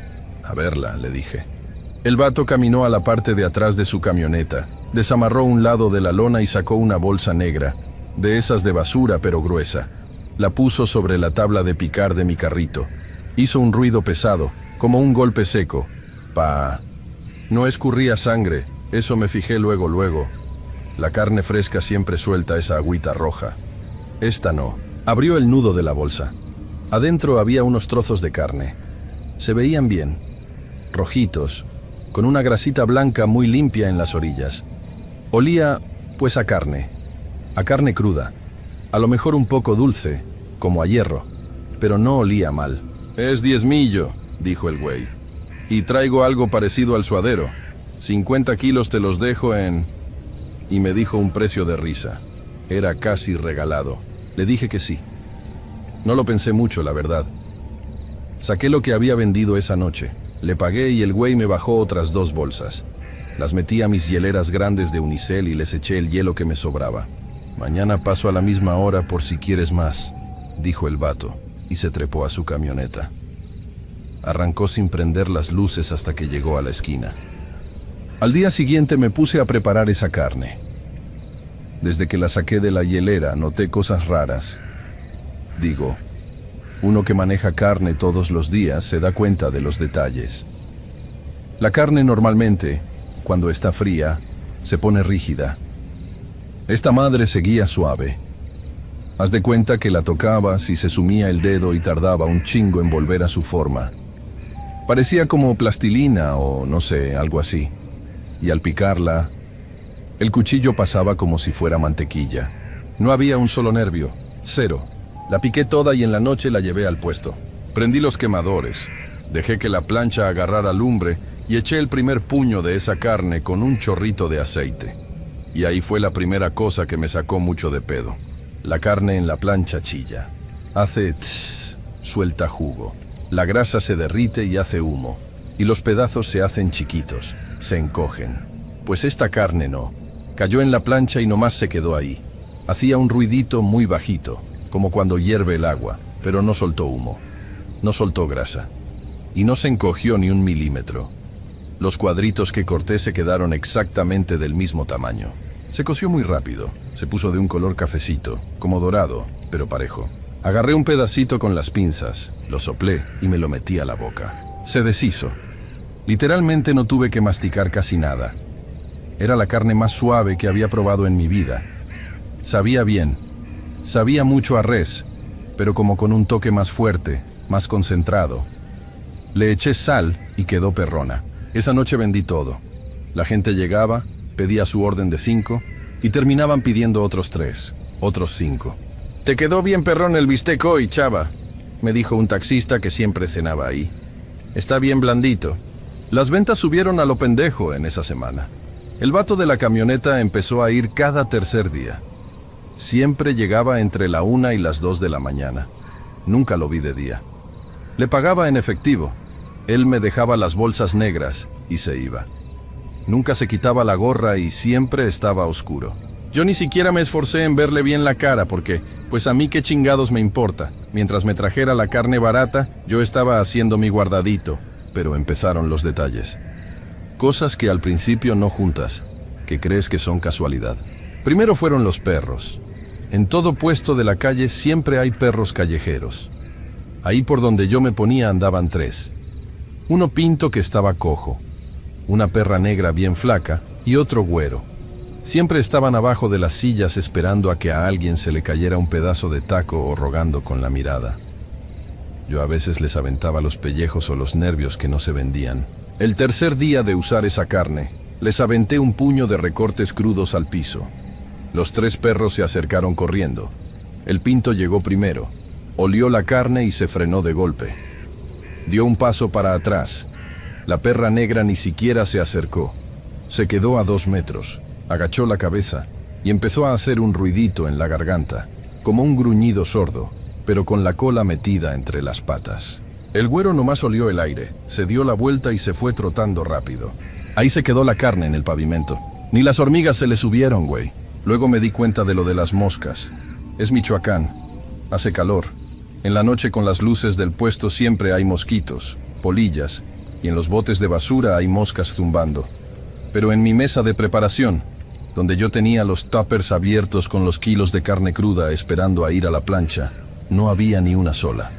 Era como si hubiera una burbuja invisible alrededor de la carne. Las moscas rondaban el bote de los limones exprimidos, rondaban la salsa, pero no tocaban la carne. Yo me hacía pendejo solo. Me decía, pues está limpia, qué bueno, mejor, más higiénico. Uno no quiere ver los problemas cuando está ganando dinero. Y luego empezó lo de los clientes. Tenía un cliente que le decíamos el profe. Un señor ya grande que daba clases en una secundaria ahí cerca. Iba casi todas las noches a comerse sus 3 de bistec con un boing de guayaba. Como a las 2 semanas de estar comprando esta carne, el profe llega, se sienta, se come sus tacos muy callado. Estaba ojeroso, como pálido. ¿Todo bien, profe?, le pregunté mientras limpiaba la plancha. Sí, chava, ando durmiendo mal nomás, me dijo, limpiándose el bigote con una servilleta de esas de papel de estraza. Llevo como 4 días con unas pesadillas bien raras. Es el calor, le dije para hacer plática. No, sueño que estoy en un campo bien grande de noche. Y hay unas cosas como animales, pero parados en 2 patas. No tienen cara, pero siento que me están mirando. Y huelen a tierra mojada y a fierro viejo. Está cabrón el insomnio. Yo me quedé quieto con la espátula en la mano. El olor a fierro viejo y tierra. Así olía el vato que me vendía la carne. Cada que se acercaba al puesto traía ese olor impregnado en la chamarra. No le dije nada al profe. Cobré y se fue. Pero a los 2 días, 2 morros que venían saliendo de una prepa abierta se pararon a cenar y estaban platicando entre ellos. Yo estaba volteando la cebollita cambray y los estaba escuchando. Uno le decía al otro que sentía que alguien lo vigilaba desde el closet, que cuando apagaba la luz de su cuarto, veía unos ojos amarillos brillando en la esquina. Empecé a sentir una cosa bien fea en la boca del estómago, una presión, como cuando sabes que la cagaste muy feo pero no sabes cómo arreglarlo. Esa noche, cuando llegó el proveedor, me le quedé viendo más de cerca. Llegó a las 2 de la mañana, se bajó. «¿Qué onda, jefe? Te traigo 40 kilos de maciza», me dijo con su voz de lija. Se acercó a la luz del carrito. Las bolsas negras pesaban un chingo. Él las cargaba como si fueran almohadas. Cuando las puso en la tabla, noté sus manos. Tenía las uñas negras, pero negras como si las tuviera podridas, y los dedos estaban muy largos. No se quitó la gorra. pero pude ver la parte de abajo de su cara. Tenía la piel como grisácea y como unas marcas rojas en el cuello, como si estuviera descarapelado. Le pagué los billetes. Me rozó la mano. Su piel estaba helada, pero helada de que me caló el frío en los dedos, como si acabara de agarrar un bloque de hielo seco. «Gracias, jefe», me dijo y se dio la vuelta. No sé por qué lo hice. El miedo a veces te hace hacer pendejadas. Yo ya había recogido todo. Tenía mi carro, un Tsuru modelo 98, ahí estacionado a media cuadra con mis cosas en la cajuela. Cuando el vato arrancó su camioneta, yo corrí a mi carro, lo prendí y apagué las luces. Lo empecé a seguir. Las calles estaban solas. Lo seguí por toda la avenida principal. El vato iba despacio, a vuelta de rueda casi. Se metió por unas calles de terracería que van dando hacia el Cerro de la Cruz, allá por donde está el Panteón Nuevo. Esa zona no tiene alumbrado público. Yo iba guiándome nomás por los cuartos traseros de su camioneta, que uno ni servía, nomás parpadeaba el derecho. La camioneta pasó de largo la entrada del panteón. Siguió por un caminito de tierra blanca que rodea la barda perimetral por atrás. Es una barda alta, llena de vidrios rotos arriba. Al fondo del camino hay un terreno baldío enorme, donde tiran escombro y llantas quemadas. Ahí se paró. Yo apagué el carro unos 50 metros antes y me bajé. Me fui caminando pegado a la maleza. Hacía un puto frío esa noche, un aire helado que me calaba hasta los huesos. No se escuchaba ni un grillo, nada. Un silencio de esos que te tapan los oídos. Me asomé por detrás de un árbol de pirul. El vato se había bajado. La caja de su camioneta estaba abierta. Atrás de la barda del panteón, en el terreno ese, había un agujero en la tierra. No era una fosa, era como un hundimiento natural, muy ancho. Vi al güey arrastrando algo pesado desde el borde del terreno hacia la camioneta. Estaba envuelto en un plástico industrial grueso, de ese transparente pero turbio. Por la luz de la luna pude ver el bulto. Era muy grande, demasiado grande para ser una res. Y la forma no era de una vaca ni de un cerdo. Era alargado. Tenía como extremidades largas que colgaban flácidas mientras él lo arrastraba por la tierra. Yo estaba conteniendo la respiración. Mis piernas me temblaban tanto que me tuve que agarrar del tronco del pirul para no caerme. El vato levantó el bulto, que debía pesar más de 100 kilos, y lo aventó a la caja de la camioneta como si fuera de cartón. El impacto hizo que la camioneta rebotara en los amortiguadores. Entonces el güey se detuvo. Estaba de espaldas a mí. La cabeza se le movió un poco hacia un lado, como si estuviera escuchando algo. Yo no había hecho ruido. No había pisado ninguna rama. Pero él sabía que alguien estaba ahí. Se fue girando despacio. Cuando quedó de frente hacia donde yo estaba, levantó la cabeza. La gorra ya no le tapaba la cara. No pude verle bien los rasgos. Estaba muy oscuro. Pero vi sus ojos. No eran ojos humanos. Los animales, como los gatos o los perros, cuando les da la luz en la noche, les brillan los ojos. A este vato le brillaron, pero no había ninguna luz apuntándole. Brindaban solos, desde adentro. 2 círculos amarillos, grandes, sin pupila, como 2 monedas de oro viejo flotando en la oscuridad de su cara. Se me quedó viendo directo. Sentí como si me hubieran echado un balde de agua sucia en el pecho. Una desesperación, una tristeza bien cabrona, ganas de llorar, de vomitar. Olía a ese fierro viejo y a sangre rancia tan fuerte que me picó la nariz. El vato no corrió hacia mí, no gritó, nomás ladeó la cabeza y sonrió. O vi que se le abría una boca muy ancha, llena de dientes muy chiquitos. Me di la vuelta y corrí. Corrí como un pendejo, tropezándome con las piedras, cayéndome, raspándome las manos. Llegué al Tsuru. Metí la llave temblando. Casi la rompo adentro del switch. Lo arranqué pisando el acelerador a fondo. Me valió madre el ruido. Salí quemando llanta, levantando una polvareda, y no paré hasta que llegué a mi cuarto. Cerré la puerta con doble seguro. Puse el sillón contra la puerta. No dormí nada. Me quedé sentado en la cama agarrando un bat de béisbol de mi tío, viendo la ventana hasta que salió el sol. Al día siguiente no fui al puesto. No contesté el celular. A las 3 de la tarde, agarré valor y salí. Tenía que revisar la carne que había sobrado de la noche anterior, la que me había dejado antes de seguirlo. La tenía en mi casa, en un refrigerador viejo que usaba nomás para la vendimia. Fui a la cocina, abrí el refrigerador. La carne no apestaba a podrido. Eso fue lo primero que me extrañó. Si dejas carne sin tanto hielo, para la tarde ya empieza a oler. Estaba en sus tuppers, pero ya no era roja. Se había puesto negra, pero no negra de seca. Era un negro brillante, como de petróleo, y estaba moviéndose muy despacito, como si estuviera respirando, inflándose y desinflándose, o como si hubiera algo muy chiquito moviéndose por debajo de la superficie de esa masa. Y la grasita blanca que tenía en las orillas ahora era como una especie de baba grisácea que escurría por el plástico. Agarré los tuppers con bolsas de basura en las manos para no tocar nada directo.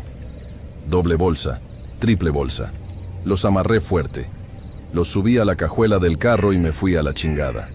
Manejé casi 1 hora hasta llegar a una barranca que está por la Libre a Pátzcuaro, un lugar donde la gente tira basura clandestina. Agarré las bolsas y las aventé al fondo del barranco. Escuché cómo rodaron hasta abajo y chocaron con las piedras. Llegué a mi casa y lavé el refrigerador con cloro puro. Me acabé 2 botellas. El proveedor no volvió a aparecer. Las siguientes 2 semanas fui al puesto nomás por pura necesidad, porque si no trabajaba no comía.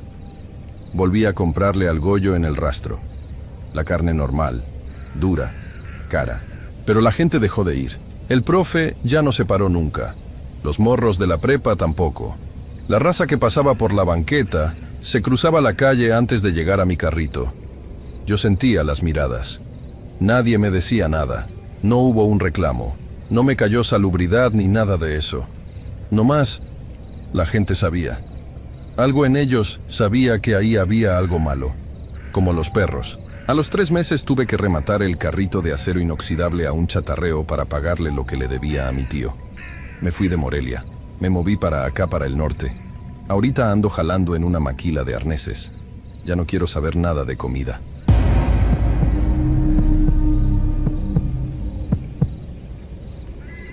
En el 2018 yo rentaba un cuartito ahí por la salida a Quiroga, en Morelia. Bueno, un poco más a las afueras, ya tirándole para Capula, donde empieza a verse más monte que casas. Yo trabajaba de taquero. No era dueño del puesto al principio. Le ayudaba a un tío que tenía su carrito de acero inoxidable bien armado, con su toldo rojo y sus focos ahorradores que siempre estaban parpadeando. Vendíamos lo de siempre: bistec, chorizo, suadero, cabeza y tripa. La tripa es una chinga lavarla, la neta, pero es lo que más deja si la sabes dorar bien. Mi tío se enfermó de la diabetes, se le complicó una pierna, y pues me dejó el jale a mí. Me dijo: págamelo como vayas pudiendo, mijo. Y pues yo me quedé con el paquete. El problema de los tacos no es la desvelada. Uno se acostumbra a dormir a las 6 de la mañana y despertarse a la 1 de la tarde. El pedo es la carne. Si quieres dar el taco a buen precio para que la raza de la colonia te compre, tienes que buscarle mucho. Los del centro dan el taco a 20, 25 pesos, pero acá en la orilla, si lo pasas de 15, la gente ya no se para. Tienes que rascarle centavos a la ganancia. Yo iba al rastro municipal, allá por la salida a Charo. Tenía que ir en la tarde a apartar la mercancía con un introductor que conocía a mi tío, un tal Goyo. El Goyo me daba precio, pero a veces la carne venía muy dura, mucho nervio. Tenía que pasarme horas fileteando y picando para que no se sintiera tanto en el taco. Además, la pinche carne subía cada semana. Que si la gasolina, que si el alimento de las vacas, puras excusas. Pero el chiste es que a mí me costaba más y mis clientes no me aguantaban un aumento de precio. Estaba ahorcado. Había noches que sacaba nomás para volver a surtir y comprarme una coca y unos cigarros. Un martes, de esos días que no hay venta, que las calles están solas y nomás se escucha el ruido del aire en la lona, estaba yo lavando la plancha. Ya era como la 1:30 de la mañana. Yo le tallaba con media cebolla y un chorro de aceite quemado para quitarle lo negro, cuando se paró una camioneta. Era una Nissan Estaquitas vieja, de esas que suenan a lata suelta, color blanca pero ya percudida, con una lona azul amarrada atrás. Se bajó un vato, chaparro, moreno, con una gorra de los Tigres del Norte bien bajada hasta los ojos y una chamarra de mezclilla grandísima para él. ¿Ya cerraste, jefe?, me preguntó. Tenía una voz como rasposa, como si trajera flemas atoradas. Ya, compa, ya no hay nada. Nomás me quedó tantita cabeza, pero ya está fría. No, no vengo a tragar, me dijo, y se recargó en el carrito, del lado de los tuppers. Vengo a ofrecerte mercancía. Yo seguí tallando la plancha. La neta pensé que era mercancía robada. A veces pasan teporochos o raterillos vendiendo licuadoras, herramienta, cosas así. Pero el güey me dijo que traía carne. Soy fletero del rastro grande, dijo, aunque yo no sabía a qué rastro se refería. A veces los patrones descartan piezas que porque vienen mal cortadas o porque se pasaron de peso. Carne buena, güey, limpia. Te la dejo a mitad de lo que te la da el Goyo. Me saqué de onda. ¿Cómo sabía que yo le compraba al Goyo? Pensé que a lo mejor en ese mundo todos se conocen. Y la neta, la mitad de precio, eso era mucha feria. Eso era la diferencia entre pagar la renta o que me corrieran. A verla, le dije. El vato caminó a la parte de atrás de su camioneta, desamarró un lado de la lona y sacó una bolsa negra, de esas de basura pero gruesa. La puso sobre la tabla de picar de mi carrito. Hizo un ruido pesado, como un golpe seco. Pa. No escurría sangre, eso me fijé luego. La carne fresca siempre suelta esa agüita roja. Esta no. Abrió el nudo de la bolsa. Adentro había unos trozos de carne. Se veían bien, rojitos, con una grasita blanca muy limpia en las orillas. Olía, pues, a carne cruda, a lo mejor un poco dulce, como a hierro, pero no olía mal. Es diezmillo, dijo el güey, y traigo algo parecido al suadero. 50 kilos te los dejo en... Y me dijo un precio de risa. Era casi regalado. Le dije que sí. No lo pensé mucho, la verdad. Saqué lo que había vendido esa noche. Le pagué y el güey me bajó otras 2 bolsas. Las metí a mis hieleras grandes de unicel y les eché el hielo que me sobraba. Mañana paso a la misma hora por si quieres más, dijo el vato, y se trepó a su camioneta. Arrancó sin prender las luces hasta que llegó a la esquina. Al día siguiente me puse a preparar esa carne. Desde que la saqué de la hielera noté cosas raras. Digo, uno que maneja carne todos los días se da cuenta de los detalles. La carne normalmente, cuando está fría, se pone rígida. Esta madre seguía suave. Haz de cuenta que la tocabas y se sumía el dedo y tardaba un chingo en volver a su forma. Parecía como plastilina o no sé, algo así. Y al picarla, el cuchillo pasaba como si fuera mantequilla. No había un solo nervio, 0. La piqué toda y en la noche la llevé al puesto. Prendí los quemadores, dejé que la plancha agarrara lumbre y eché el primer puño de esa carne con un chorrito de aceite. Y ahí fue la primera cosa que me sacó mucho de pedo. La carne en la plancha chilla, hace tss, suelta jugo. La grasa se derrite y hace humo, y los pedazos se hacen chiquitos, se encogen. Pues esta carne no. Cayó en la plancha y nomás se quedó ahí. Hacía un ruidito muy bajito, como cuando hierve el agua, pero no soltó humo, no soltó grasa, y no se encogió ni un milímetro. Los cuadritos que corté se quedaron exactamente del mismo tamaño. Se coció muy rápido, se puso de un color cafecito, como dorado, pero parejo. Agarré un pedacito con las pinzas, lo soplé y me lo metí a la boca. Se deshizo. Literalmente no tuve que masticar casi nada. Era la carne más suave que había probado en mi vida. Sabía bien. Sabía mucho a res, pero como con un toque más fuerte, más concentrado. Le eché sal y quedó perrona. Esa noche vendí todo. La gente llegaba, pedía su orden de 5 y terminaban pidiendo otros 3, otros 5. «Te quedó bien perrón el bistec hoy, chava», me dijo un taxista que siempre cenaba ahí. «Está bien blandito». Las ventas subieron a lo pendejo en esa semana. El vato de la camioneta empezó a ir cada tercer día. Siempre llegaba entre la 1 y las 2 de la mañana. Nunca lo vi de día. Le pagaba en efectivo. Él me dejaba las bolsas negras y se iba. Nunca se quitaba la gorra y siempre estaba oscuro. Yo ni siquiera me esforcé en verle bien la cara porque, pues a mí qué chingados me importa. Mientras me trajera la carne barata, yo estaba haciendo mi guardadito. Pero empezaron los detalles. Cosas que al principio no juntas, que crees que son casualidad. Primero fueron los perros. En todo puesto de la calle siempre hay perros callejeros. Ahí por donde yo me ponía andaban 3. Uno pinto que estaba cojo, una perra negra bien flaca y otro güero. Siempre estaban abajo de las sillas esperando a que a alguien se le cayera un pedazo de taco o rogando con la mirada. Yo a veces les aventaba los pellejos o los nervios que no se vendían. El tercer día de usar esa carne, les aventé un puño de recortes crudos al piso. Los 3 perros se acercaron corriendo. El pinto llegó primero, olió la carne y se frenó de golpe. Dio un paso para atrás. La perra negra ni siquiera se acercó. Se quedó a 2 metros, agachó la cabeza y empezó a hacer un ruidito en la garganta, como un gruñido sordo, pero con la cola metida entre las patas. El güero nomás olió el aire, se dio la vuelta y se fue trotando rápido. Ahí se quedó la carne en el pavimento. Ni las hormigas se le subieron, güey. Luego me di cuenta de lo de las moscas. Es Michoacán. Hace calor. En la noche con las luces del puesto siempre hay mosquitos, polillas, y en los botes de basura hay moscas zumbando. Pero en mi mesa de preparación, donde yo tenía los tuppers abiertos con los kilos de carne cruda esperando a ir a la plancha, no había ni una sola. Era como si hubiera una burbuja invisible alrededor de la carne. Las moscas rondaban el bote de los limones exprimidos, rondaban la salsa, pero no tocaban la carne. Yo me hacía pendejo solo. Me decía, pues está limpia, qué bueno, mejor, más higiénico. Uno no quiere ver los problemas cuando está ganando dinero. Y luego empezó lo de los clientes. Tenía un cliente que le decíamos el profe. Un señor ya grande que daba clases en una secundaria ahí cerca. Iba casi todas las noches a comerse sus 3 de bistec con un boing de guayaba.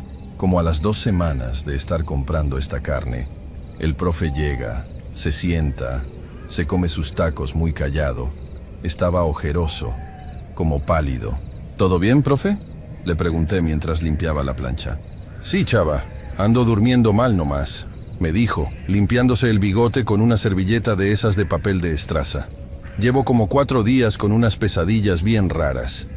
Es el calor, le dije para hacer plática. No, sueño que estoy en un campo bien grande de noche. Y hay unas cosas como animales, pero parados en 2 patas. No tienen cara, pero siento que me están mirando. Y huelen a tierra mojada y a fierro viejo. Está cabrón el insomnio. Yo me quedé quieto con la espátula en la mano. El olor a fierro viejo y tierra. Así olía el vato que me vendía la carne. Cada que se acercaba al puesto traía ese olor impregnado en la chamarra. No le dije nada al profe. Cobré y se fue. Pero a los 2 días, 2 morros que venían saliendo de una prepa abierta se pararon a cenar y estaban platicando entre ellos. Yo estaba volteando la cebollita cambray y los estaba escuchando. Uno le decía al otro que sentía que alguien lo vigilaba desde el closet, que cuando apagaba la luz de su cuarto, veía unos ojos amarillos brillando en la esquina. Empecé a sentir una cosa bien fea en la boca del estómago, una presión, como cuando sabes que la cagaste muy feo pero no sabes cómo arreglarlo. Esa noche, cuando llegó el proveedor, me le quedé viendo más de cerca. Llegó a las 2 de la mañana, se bajó. ¿Qué onda, jefe? Te traigo 40 kilos de maciza, me dijo con su voz de lija. Se acercó a la luz del carrito. Las bolsas negras pesaban un chingo. Él las cargaba como si fueran almohadas. Cuando las puso en la tabla, noté sus manos. Tenía las uñas negras, pero negras como si las tuviera podridas, y los dedos estaban muy largos. No se quitó la gorra, pero pude ver la parte de abajo de su cara. Tenía la piel como grisácea y como unas marcas rojas en el cuello, como si estuviera descarapelado. Le pagué los billetes. Me rozó la mano. Su piel estaba helada, pero helada de que me caló el frío en los dedos, como si acabara de agarrar un bloque de hielo seco. Gracias, jefe, me dijo y se dio la vuelta. No sé por qué lo hice. El miedo a veces te hace hacer pendejadas. Yo ya había recogido todo. Tenía mi carro, un Tsuru modelo 98, ahí estacionado a media cuadra con mis cosas en la cajuela. Cuando el vato arrancó su camioneta, yo corrí a mi carro, lo prendí y apagué las luces. Lo empecé a seguir. Las calles estaban solas. Lo seguí por toda la avenida principal. El vato iba despacio, a vuelta de rueda casi. Se metió por unas calles de terracería que van dando hacia el Cerro de la Cruz, allá por donde está el Panteón Nuevo. Esa zona no tiene alumbrado público. Yo iba guiándome nomás por los cuartos traseros de su camioneta, que uno ni servía, nomás parpadeaba el derecho. La camioneta pasó de largo la entrada del panteón. Siguió por un caminito de tierra blanca que rodea la barda perimetral por atrás. Es una barda alta, llena de vidrios rotos arriba. Al fondo del camino hay un terreno baldío enorme, donde tiran escombro y llantas quemadas. Ahí se paró. Yo apagué el carro unos 50 metros antes y me bajé. Me fui caminando pegado a la maleza. Hacía un puto frío esa noche, un aire helado que me calaba hasta los huesos. No se escuchaba ni un grillo, nada. Un silencio de esos que te tapan los oídos. Me asomé por detrás de un árbol de pirul. El vato se había bajado. La caja de su camioneta estaba abierta. Atrás de la barda del panteón, en el terreno ese, había un agujero en la tierra. No era una fosa, era como un hundimiento natural, muy ancho. Vi al güey arrastrando algo pesado desde el borde del terreno hacia la camioneta. Estaba envuelto en un plástico industrial grueso, de ese transparente pero turbio. Por la luz de la luna pude ver el bulto. Era muy grande, demasiado grande para ser una res. Y la forma no era de una vaca ni de un cerdo. Era alargado. Tenía como extremidades largas que colgaban flácidas mientras él lo arrastraba por la tierra. Yo estaba conteniendo la respiración. Mis piernas me temblaban tanto que me tuve que agarrar del tronco del pirul para no caerme. El vato levantó el bulto, que debía pesar más de 100 kilos, y lo aventó a la caja de la camioneta como si fuera de cartón. El impacto hizo que la camioneta rebotara en los amortiguadores. Entonces el güey se detuvo. Estaba de espaldas a mí. La cabeza se le movió un poco hacia un lado, como si estuviera escuchando algo. Yo no había hecho ruido. No había pisado ninguna rama. Pero él sabía que alguien estaba ahí. Se fue girando despacio. Cuando quedó de frente hacia donde yo estaba, levantó la cabeza. La gorra ya no le tapaba la cara. No pude verle bien los rasgos. Estaba muy oscuro. Pero vi sus ojos. No eran ojos humanos. Los animales, como los gatos o los perros, cuando les da la luz en la noche, les brillan los ojos. A este vato le brillaron, pero no había ninguna luz apuntándole. Brindaban solos, desde adentro. 2 círculos amarillos, grandes, sin pupila, como 2 monedas de oro viejo flotando en la oscuridad de su cara.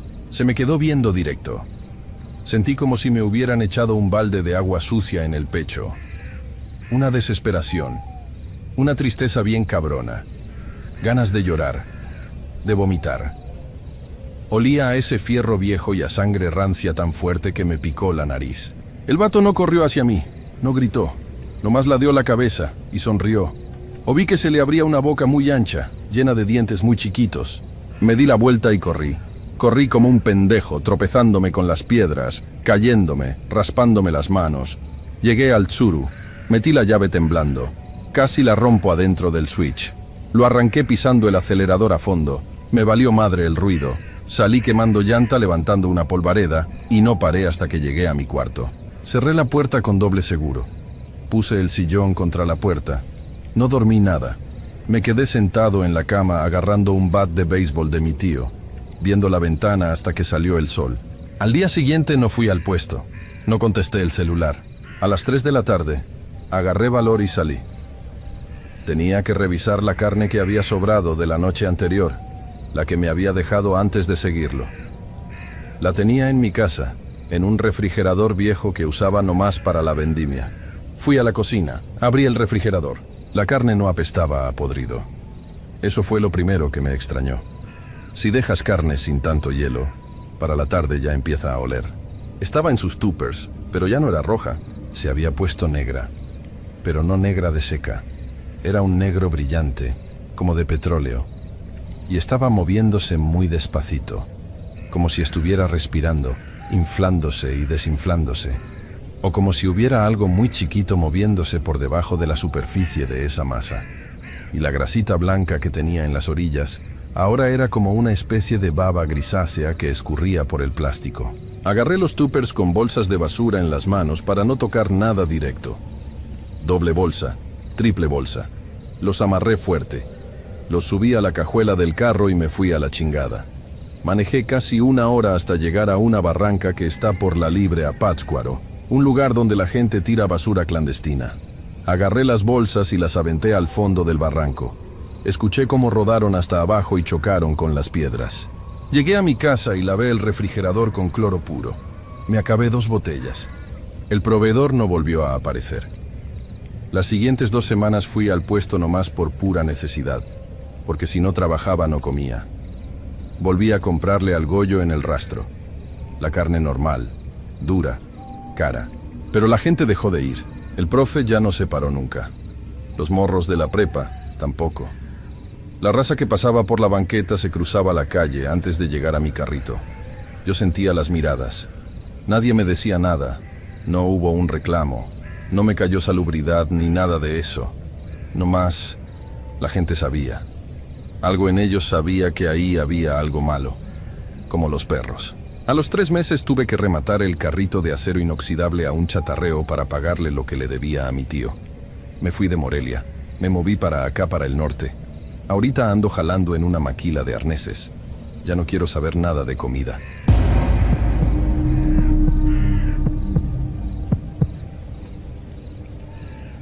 Yo tenía el local ahí por la carretera 49, ya tirándole para Juan Aldama, en Zacatecas.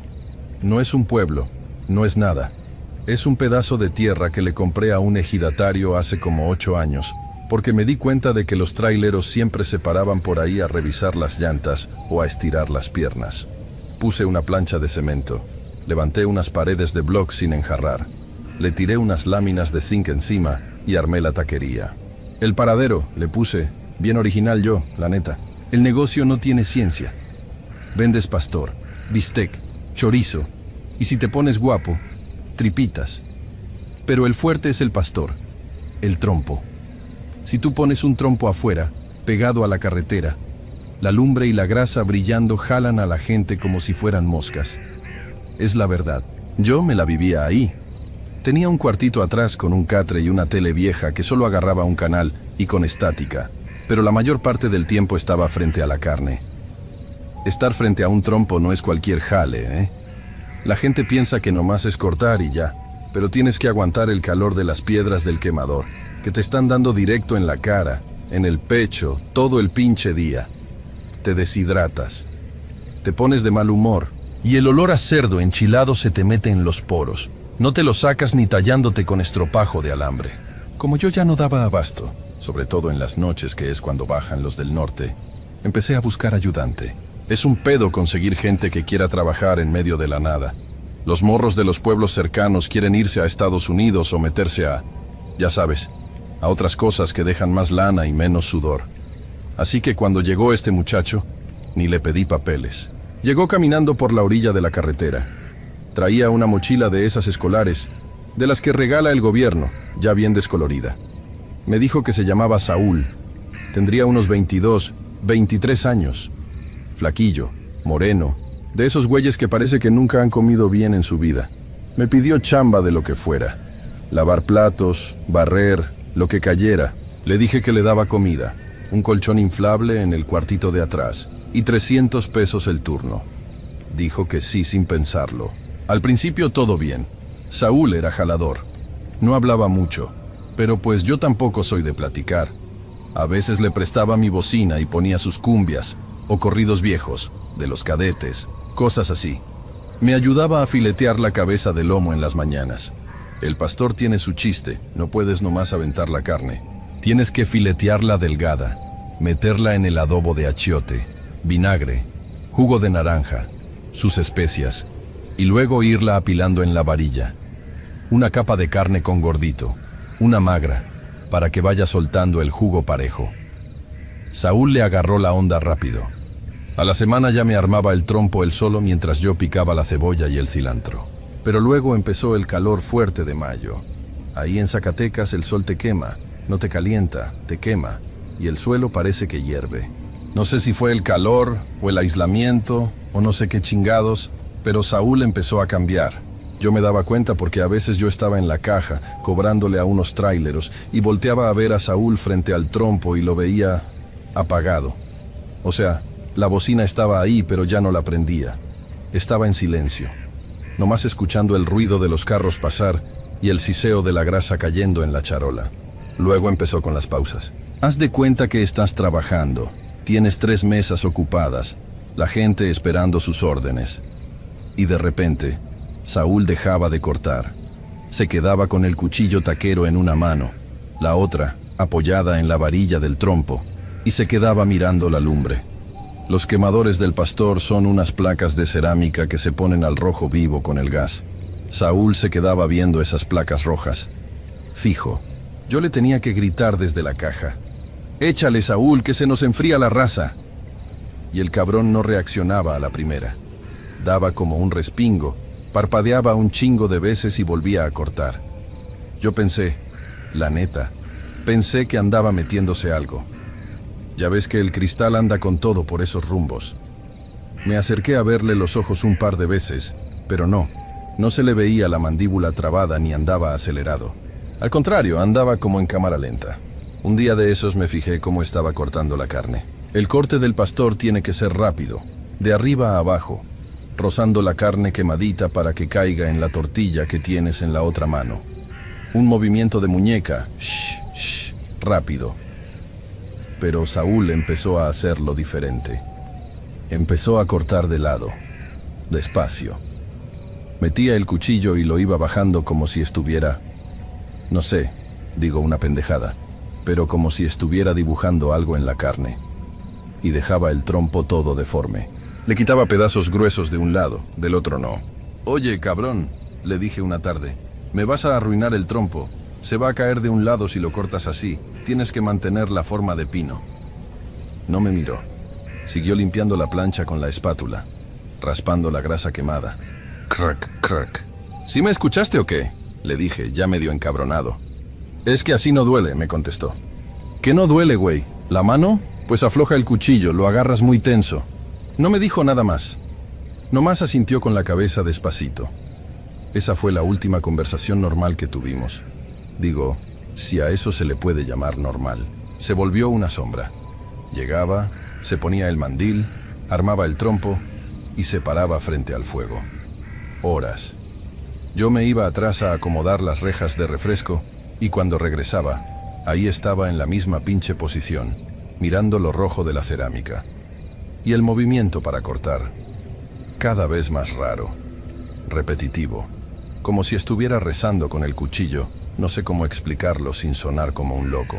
Levantaba la hoja, la pasaba por la lumbre primero, como calentándola, y luego cortaba un pedazo diminuto, milimétrico. Se tardaba 1 minuto en sacarlo de un taco. La gente se empezó a quejar. Tuve que quitarlo del trompo y mandarlo a lavar platos al fregadero de atrás, el que da para el monte. Pensé en correrlo. Se lo dije a mi cuñado un domingo que fue a visitarme y a llevarme pacas de servilletas y platos de unicel. «Ese morro ya me dio mala espina», le dije. Mi cuñado me tiró a Lucas. Dijo que seguro era un loquito inofensivo y que mientras me lavara los platos y no me robara la caja, lo aguantara porque nadie más iba a querer irse a ese hoyo. Y pues sí, por necesidad lo dejé. Fue un martes, creo, o miércoles, porque acababa de pasar el camión del hielo. Cerramos como a la 1 de la mañana. Yo estaba destrozado, me dolía la espalda baja bien cabrón. Limpiamos, cerramos las cortinas de metal, le pusimos el candado. Saúl se fue a su catre y yo agarré mi troquita, una Nissan Estaquitas vieja que tengo, porque esa noche me iba a dormir a Fresnillo, a la casa de mi mamá, porque al día siguiente tenía que hacer unos pagos en el banco temprano. Arranqué, agarré la carretera, puse la radio, todo tranquilo. Llevaba como media hora de camino, ya casi llegando a Río Florido, cuando me tocó la bolsa del pantalón. No traía la cartera. Me orillé de golpe, revisé la guantera, abajo del asiento. Nada. Me acordé de repente. La había sacado para contar lo de los proveedores y la dejé encima de la hielera chica, adentro del local. Maldije un rato, di la vuelta en U, a media carretera cuidando que no viniera ningún tráiler y me regresé. La carretera a esas horas está muerta. No hay luz de nada, nomás los faros de la camioneta comiéndose el pavimento. El paisaje es puro matorral, mezquite y polvo. Llegué al local. Todo estaba oscuro. Apagué el motor para no hacer ruido y despertar a Saúl, que tiene el sueño ligero, o eso pensaba. Me bajé, saqué mis llaves. El local tiene la cortina de metal al frente y una puerta de acero a un lado, por donde entramos. Metí la llave en la puerta de lado. Abrió sin hacer casi ruido porque la semana pasada le había echado huevo de 40 a las bisagras. Entré y olía a lo de siempre. A manteca, a cloro, a trapo húmedo. Iba a prender la luz, pero vi un resplandor en la zona de la cocina, al frente. Era el quemador del trompo. Estaba prendido. Nomás una línea de placas, a fuego bajo, pero daba una luz roja, enfermiza, que iluminaba el aluminio de las paredes y el acero de las mesas. Me saqué de onda. Yo mismo había cerrado la llave del tanque de gas. Caminé despacito, esquivando las mesas de plástico en la oscuridad. Pensé que a lo mejor alguien se había metido. Agarré un bat de béisbol de aluminio que siempre tenía atrás del bote de basura. Di un par de pasos más y me asomé hacia el área de la plancha. Ahí estaba Saúl. Estaba de espaldas a mí. No traía la camisa del uniforme, estaba en camiseta de tirantes. Y estaba parado frente al quemador. No había trompo de carne. La varilla estaba sola, vacía. Nomás era el puro fierro girando lentamente y las placas rojas emitiendo ese calor seco. Saúl estaba muy cerca, demasiado cerca. Si te acercas tanto a esa madre te quemas las pestañas y la piel te empieza a arder. Él estaba casi pegado y estaba hablando. No era una voz normal, era un susurro, un murmullo bajo, raspado, que se mezclaba con el ruido del gas. Me quedé congelado. Te lo juro, quise gritarle, ¿qué chingados haces, cabrón? Pero no me salió la voz. El miedo es una cosa bien rara. No es como en las películas que gritas. El cuerpo se te hace de plomo y el aire se te atora en el pecho. Yo escuchaba lo que decía, o intentaba escuchar. No entendía las palabras. Era español, estoy seguro, pero no tenía sentido. Era como si recitara algo, pero sin pausas para respirar. Parecía una letanía. Hablaba, y mientras hablaba, pasaba la hoja del cuchillo por la varilla caliente. Shh, despacio, metálico. ¿Saúl? Dije por fin.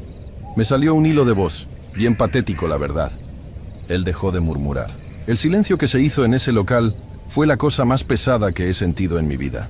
Solo se escuchaba el fuego. No volteó de golpe. No se asustó. Empezó a girar la cabeza. Pero lo hizo tan despacio que se veía mal. Antinatural. O sea, el cuello humano no se mueve así, como con tanto control, como si le costara trabajo hacerlo o como si lo estuviera disfrutando. No movió los hombros, nomás la cabeza, hasta que me miró por encima del hombro derecho. La luz roja le daba en la mitad de la cara. Sus ojos. No era Saúl. O sea, era su cara, era su pelo. Pero lo que estaba asomándose por esos ojos no era el muchacho que llegó pidiendo trabajo. Las pupilas, si es que tenía, no se veían. Todo el ojo se veía negro, oscuro, dilatado a más no poder. No había blanco, no había color de iris. Era un vacío cabrón. Y me miró. Y te juro que no me miró a mí, a mis ojos. Miró hacia adentro de mí. Sentí que se me helaba el estómago. Y luego sonrió. Pero no con los dientes, nomás estiró los labios. Una línea tensa. Di un paso para atrás, choqué con una silla de plástico y se cayó. El ruido me sacó del trance. Agarré mi cartera, que sí estaba en la hielera, la agarré a tientas sin dejar de verlo, y salí corriendo. Me vale madre decirlo. Salí corriendo como un niño chiquito. Me subí a las estaquitas, cerré los seguros y arranqué pisando a fondo. Miré por el retrovisor y la puerta de acero que dejé abierta seguía ahí, oscura, con ese resplandor rojo al fondo. No dormí nada. Llegué a casa de mi mamá. Me metí. Me encerré y me quedé sentado en la sala hasta que amaneció. Traté de convencerme a mí mismo de que el morro andaba cruzado, que era el foco, la droga, que eso dilata las pupilas, que la luz del quemador había hecho una sombra rara, que el cansancio me había jugado chueco. Al día siguiente volví al local al mediodía. Me llevé a mi cuñado para que me ayudara a cargar unas cosas, le dije. Pero la verdad es que no quería entrar solo. Entramos y ahí estaba Saúl, limpiando las mesas con un trapo. Volteó, me dijo, «Buenos días, patrón», con su voz normal de siempre. Los ojos los tenía normales, marrones, medio cansados, pero normales. Me quedé pendejo. Mi cuñado me miró como diciendo, ¿este es el que te da miedo? No le dije nada de lo de la noche anterior. No sabía cómo decírselo sin que pareciera que yo era el loco. Así que seguimos trabajando. Fueron 2 semanas más. 2 semanas donde yo ya no le daba la espalda. Lo observaba de reojo todo el tiempo. Saúl ya casi no hablaba. Nomás trabajaba. Pero yo notaba cosas, como que ya no comía. Le servía yo un plato de tacos en su descanso y lo dejaba intacto. La carne se secaba ahí en la mesa. Y bebía mucha agua, pero muchísima. Del garrafón se servía vaso tras vaso. Y el olor, el local huele a cochino, a especias. Es normal. Pero alrededor de Saúl empezó a oler diferente. Un olor dulzón, como a fierro viejo, a óxido, a cobre. Como cuando te cortas y te chupas la sangre, pero fuerte. A veces pasaba por mi lado y me dejaba ese tufo y me daban arcadas. Una noche, cerrando, le dije que le iba a subir el sueldo, pero que ocupaba que se fuera a bañar bien, que andaba oliendo fuerte. No me contestó. Se fue al cuartito de atrás y cerró la puerta. Al día siguiente, cuando llegué en la mañana para abrir, la puerta del cuarto de atrás estaba abierta. Saúl no estaba. Sus cosas, la mochila descolorida, estaban ahí. Sus tenis, los únicos que traía, estaban al lado del colchón. Estaba descalzo. Fui al área del trompo. Todo estaba limpio, demasiado limpio. La plancha raspada hasta el fondo, el quemador apagado. Pero encima de la tabla de picar estaba su cuchillo taquero. La hoja del cuchillo estaba gastada. Muy gastada para llevar tan poco tiempo. Como si lo hubiera estado afilando contra la piedra por horas, sin parar, hasta comerse el filo y dejarlo liso. Nunca volvió. No lo busqué. No le hablé a la policía ni nada. En estas zonas eso no sirve de nada. Nomás te metes en problemas si encuentran un muerto y tú fuiste el último en verlo. Te quieren echar la culpa a ti. Además, nadie lo iba a reclamar. Agarré sus cosas, las metí en una bolsa de basura negra y las tiré en un barranco kilómetros más adelante. El cuchillo también lo tiré. Contraté a otro muchacho semanas después. Un güey de Durango, muy platicador. No se calla ni abajo del agua. La vida siguió. El negocio siguió. Los tráileros siguen parando a comer pastor.